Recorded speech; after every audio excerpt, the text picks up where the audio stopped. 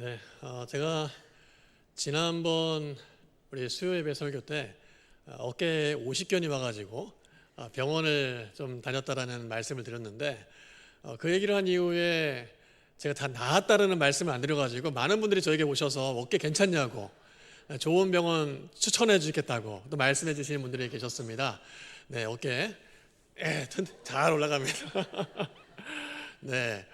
그러면서 제가 이제 그런 말씀도 드렸어요. 제가 이가 좀 아파서 치과를 좀 다녔는데 그냥 한두 군데 가지 않고 네 군데 치과를 다니면서 이 치료를 받는데 아주 고민을 많이 하고 신중하게 선택을 했다라고 얘기를 했더니 또 어떤 분들은 야, 치과도 그 정도 다녔으면 어깨 고치는데 병원을 도대체 얼마나 다녔을까? 얼마나 많은 병원을 여기저기 들렸을까? 이렇게 또 생각을 하시는 분들, 또 저에게 질문을 하시는 분들도 계시더라고요.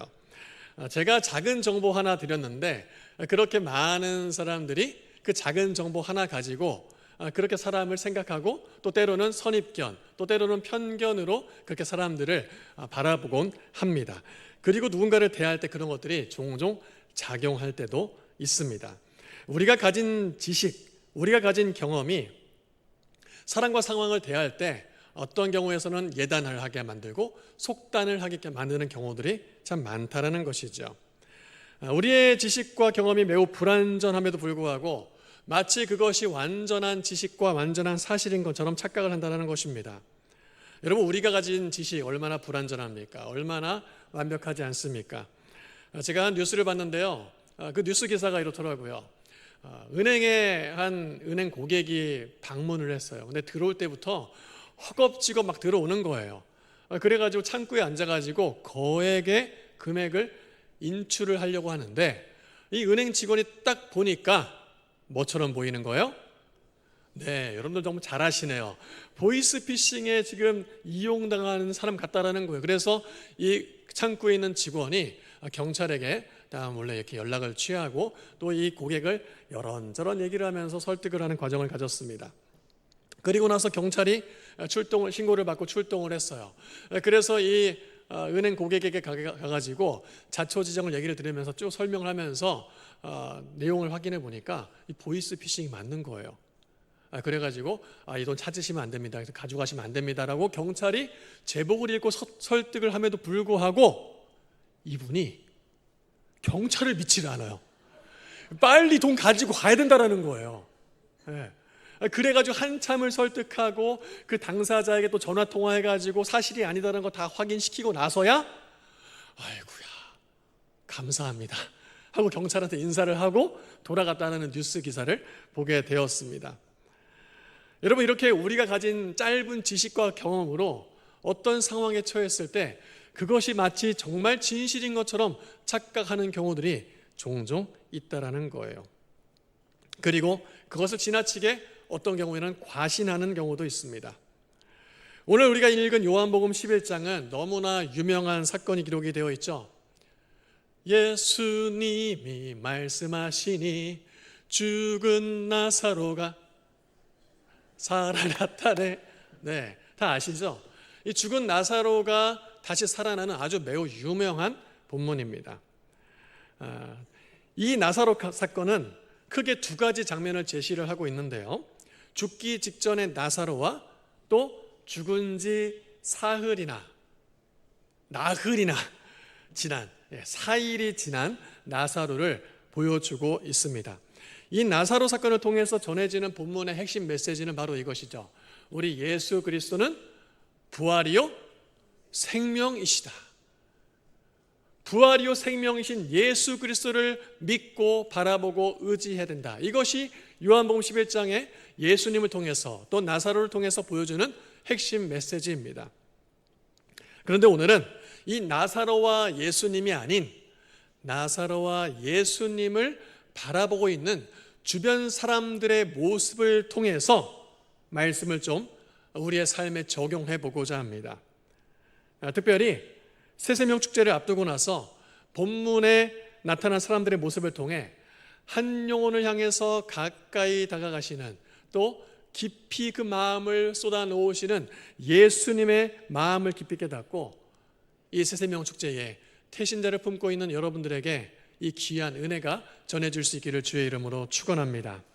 병든 나사로가 죽기 직전이었습니다. 아마도 이 나사로의 누이들이 이 마르다와 마리아가 볼 때에 너무 위독한 것 같았던 것 같아요. 그래서 예수님이라면은 우리 나사로를 살릴 수 있을 거야 라고 생각을 하고 사람을 보내서 예수님에게 나사로의 상황을 급히 전합니다. 주께서 사랑하시는 나사로가 매우 위중하니 어서 와서 나사로를 좀 살려주십시오라는 소식을 전한 것이죠. 이 마리아와 마르다에게는 너무나 긴박하고 긴급한 상황이었습니다. 지금이야말로 예수님이 능력을 행하실 때라는 간절함이 이 마르다와 마리아에게 있었습니다. 보통 이 같은 상황이라면 이 소식을 들은 예수님은 어떻게 반응하셔야 됐을까요? 소식을 듣자마자 속히 나사로에게 찾아가셔야 되지 않겠습니까? 주께서 그렇게 사랑하시는 자가 지금 죽을 상황에 처해 있는데 가시는 게, 그 소식을 들었다면 당연히 가셔야 되는 게 우리가 생각하는 마땅한 반응이죠. 아니 하물며 백부장의 하인이 중풍병에 걸렸어도 저 멀리 떨어져 있는 거리에서 주님 명하시면 병이 낫겠습니다 해서 명하셔서 병을 낫게 하시는 예수님이지 않았습니까? 아니 그렇게 해서라도 나사로의 병을 그 자리에서 바로 고쳐주셨어야 하잖아요. 그런데 예수님은 독특한 반응을 보이셨습니다. 5절 6절 말씀에 예수께서 본래 마르다와 그 동생과 나사로를 사랑하시더니 나사로가 병들었다함을 들으시고 그 계시던 곳에 어떻게 해요? 이틀을 더 유하시고, 지금 사랑하는 지인이 죽게 되었는데 한시가 급한데 당장 서둘러 가도 지금 부족할 판에 어떻게 해요? 계시던 곳에 이틀을 더 유하셨다라는 거예요. 더 머무셨다라는 것입니다. 사랑하시더니 병들었다 함을 들으시고 속히 건너가시니라가 아니라 그곳에서 이틀을 더 머무시니라. 참 아이러니한 반응이 아닐 수 없습니다. 더 의아한 것은 이틀이 지난 후에 예수님께서 이렇게 말씀하시는 거예요. 나사로가 잠들었으니 내가 깨우러 가겠도다. 그러니까 주변에 있는 제자들은 이렇게 얘기합니다. 아니 예수님, 잠들었으면 다시 깨어날 거 아닙니까? 나을 거 아닙니까? 그때 예수님께서 14절에 이렇게 말씀하셔요. 이에 예수께서 밝히 이르시되 나사로가 어떻게 됐다고요? 죽었느니라. 나사로가 죽었느니라. 어떤 학자들은 이렇게 얘기를 합니다. 지금 예수님과 이 나사로가 사는 동네가 좀 거리가 떨어져 있었어요. 보통은 하루길 정도로 얘기를 합니다. 그러니까 마르다와 마리아가 예수님께 소식을 보낸 사람을 보낼 때 하루가 보통 걸렸다고 보고, 거기서 이틀을 더 머무셨고, 또 이제 예수님이 그 나사로가 있는 곳으로 가시면 하루 정도가 걸린다고 생각을 해요. 그러면 모두 며칠이 걸린 겁니까? 소식을 듣고 그곳에 도착할 때까지 4일이 걸리는 거예요. 근데 우리가 잘 알고 있듯이 나사로가 예수님 도착했을 때 죽은 지 며칠이 지났습니까? 네, 나흘이 4일이 지났어요. 예수님이 이미 나사로가 죽을 것을 아셨고 그 죽음을 기다리신 것처럼 보입니다. 왜 예수님께서는 나사로의 죽음을 기다리시고 왜 죽기까지, 완전히 죽음이 확인될 때까지 더 머무셨을까요? 그런데 이미 그 기다리심의 이유와 목적을 예수님께서는 4절에 이렇게 밝혀주셨습니다. 예수께서 들으시고 이르시되 이 병은 죽을 병이 아니라 하나님의 영광을 위함이요 하나님의 아들이 이로 말미암아 영광을 받게 하려 함이라 하시더라. 어떻게 해요? 이 병은 죽을 병이 아니다, 하나님께서 영광을 받으시기 위함이다 라고 예수님께서 이미 일찌감치 말씀을 해주셨습니다. 예수님께서는 나사로의 이 병이 죽을 병이 아니라는 거예요. 결국 이 나사로의 이 일을 통해서 하나님이 무엇을 받으신다고요? 영광을 받으실 것이라고 이미 예수님께서는 말씀하셨어요. 이 나사로의 사건을 보면서 이 상황을 바라보는 우리의 상황 판단이 얼마나 불완전하고 연약한지를 잘 보여줍니다. 얼마나 제한적인지를 보여줍니다. 동시에 우리의 눈에 보이는 게 전부가 아님을 확실하게 보여주고 있습니다. 여러분, 이와 같은 상황에 대한 인식, 예수 믿는 자로서 세상을 바라봐야 되는 상황 인식은 특별히 누군가를 전도할 때 우리가 가슴 깊이 새겨야 될 말씀이기도 합니다. 여러분, 태신자 다 작정하셨죠? 이럴 때마다 작정하신 분들은 이렇게 자신감 있게 네 하시고, 아직도 마음에 작정하지 못하신 분들은 좀 부끄럽고 또 마음에 또 죄스러운 마음도 가지실 것 같은데, 그런 마음 드신다면 바로 나가시면서 바로 작정하시기 바랍니다. 네. 여러분, 우리가 태신자를 작정하고 이 새생명 축제를 오랜 신앙생활을 하면서 오래도록 반복해서 했지 않습니까? 혹시 수년 동안 같은 태신자를 품고 계신 분 계시지 않습니까? 제가 보기에는 많은 것 같아요. 올해도 새생명 축제 하는데 예전에 작정했던 태신자 또 작정하는데 이거 참 기다려도 이 사람 도대체 교회 나올 것 같지 않은데, 마음을 열 것 같지 않은데, 이제 이런 안 된다라는 생각을 하다 보니까 교회에서 작정하라고 하니까 그래도 이름이나 한번 써내자 라고 생각하면서 오랜 시간토록 작정했던 태신자의 이름을 적어내신 분도 계실지 모르겠습니다. 그러나 여러분, 그런 상황 보면서 오래도록 5년 동안 10년 동안 어떤 분은 그러시더라고요. 정말 오래도록 아버지를 교회에 모시고 오려고 했는데 좀처럼 마음을 안 여셨는데 얼마 전에 아버지하고 식사를 하는데 아버님이 뭔가 마음의 문을 여시는 것 같더라는 거예요. 그러면서 이렇게 얘기하시더라는 겁니다. 네가 얘기한 대로 한번 이번에 교회 한번 나가볼까? 그래서 너무 기분이 좋아가지고 아버지에게 술 한잔 딱 따라드리면서 아버지 교회 나오세요. 이번 새생명 축제 함께 가요라고 너무 행복하게 기쁘게 얘기를 하시더라고요. 여러분, 수년 동안 마음에 작정했던 태신자, 오래도록 정말 교회에 함께 신앙생활하고 싶어서 마음속에 품어뒀던 태신자, 근데 정말 이 사람은 이제는 나올 것 같지 않아 라고 마음속에 포기하려고 하는 순간, 여러분, 그런 상황 보면서 속단하지 마시기를 바랍니다. 쉽게 낙심하지 말기를 바랍니다. 포기하지 마시기를 바랍니다. 전도에 대해서 많은 사람들이 강의를 하면서 전도에 대한 정의를 이렇게 내려요. 전도는 명령이다. 전도는 어떻다라는 거예요? 내가 할 수도 있고 안 할 수도 있는 것이 아니라 예수님께서 누구나 하라고 말씀하신 지켜야 되는 명령이라는 것이죠.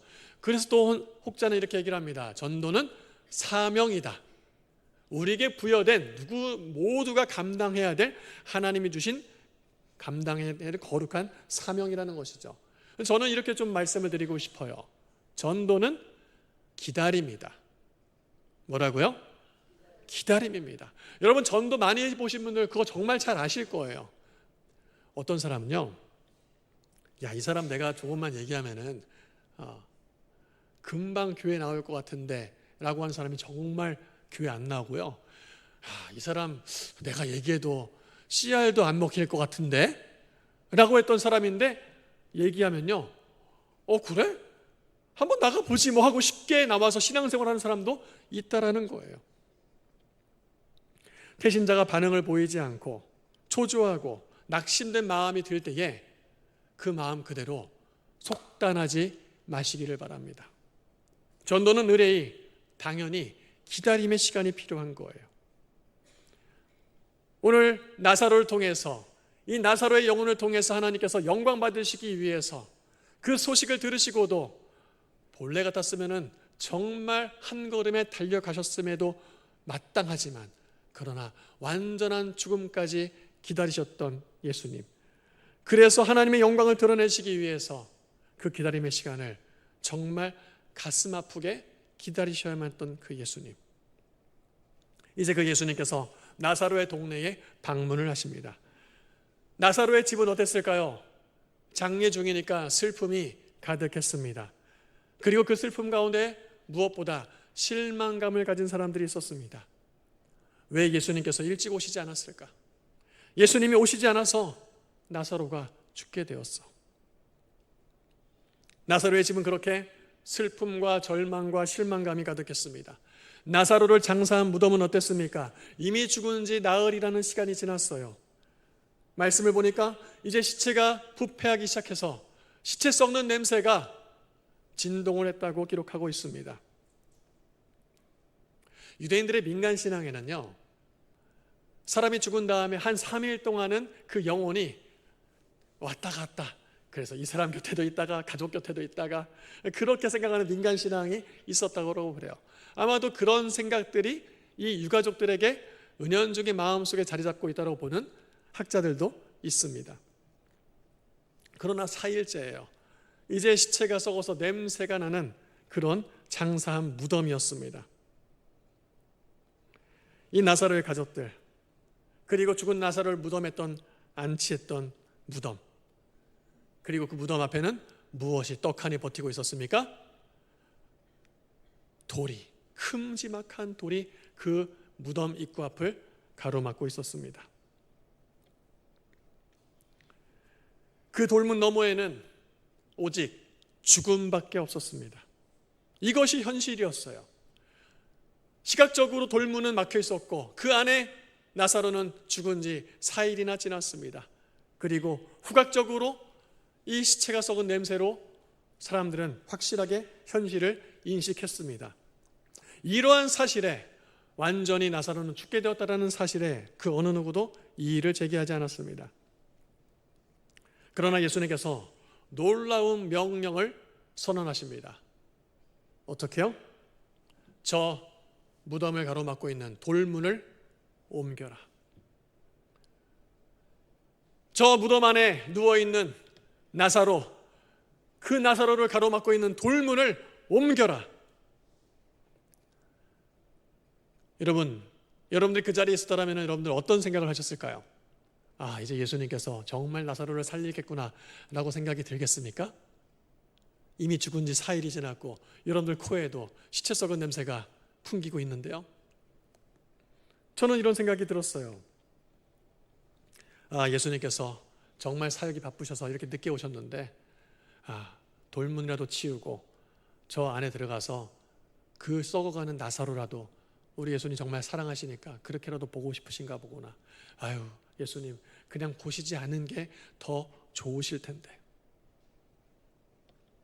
아마 이런 생각을 하지 않았을까요? 돌문을 옮겨놓으라고 하는 예수님의 말씀을 들은 사람들은.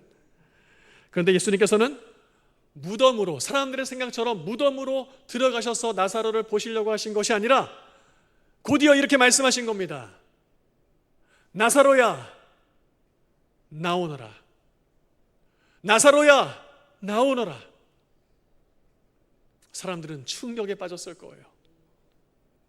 아니, 예수님께 들어가셔서 나사로를 보시려고 했더니, 아니, 나흘이나 된, 자꾸 헷갈리네요. 나흘이나 된,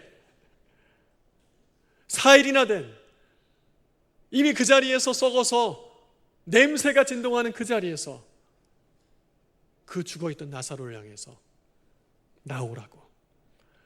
아마 사람들은 그 예수님의 소리를 듣고 자신의 귀를 의심했을 것입니다. 돌문 너머에는 죽음으로 가득 찬 절망과 슬픔뿐이었습니다. 그 돌문 너머에는 소망과 생명은 전혀 찾아볼 수가 없었습니다. 그런데 그건 여전히 불완전한 우리의 생각의 한계였던 것입니다. 예수님이 안 계셨다면 우리의 생각은 확실했습니다. 그러나 예수님이 계시기에 그 상황을 바라보는 우리의 인식은 그렇게 제한적이고 한계가 있었다는 거예요. 심지어 사람들의 눈앞에 이제 온몸에 수의를 들은 나사로가 무덤 안에서 걸어 나오기 시작합니다. 이 장면을 목격한 여러분들이 그 자리에 있었다면 여러분들은 어떤 생각을 하셨겠습니까? 44절 말씀 보니까 이렇게 성경이 기록하고 있습니다. 함께 같이 읽어볼까요? 시작.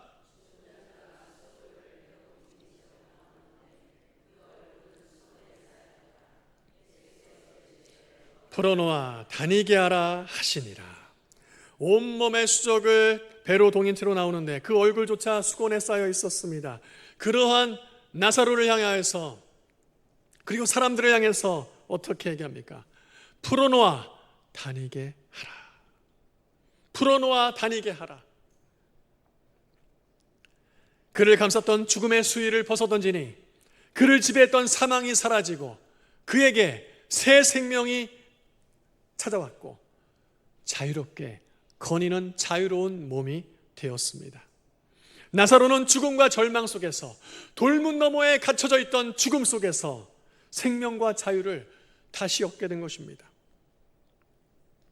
여러분, 이 말씀을 보면서 제가 쭉 설명을 드리며 그 상황 가운데 여러분들도 그 자리에 있었다라면 과연 어떤 생각을 가지셨나고 제가 질문을 던졌습니다. 저에게도 똑같이 질문을 던졌어요. 그 자리에 내가 있었다라면 지금 이 시대를 살아가고 있는 내 삶의 모습 속에서 내 앞에 놓여져 있는 과연 돌문은 무엇일까?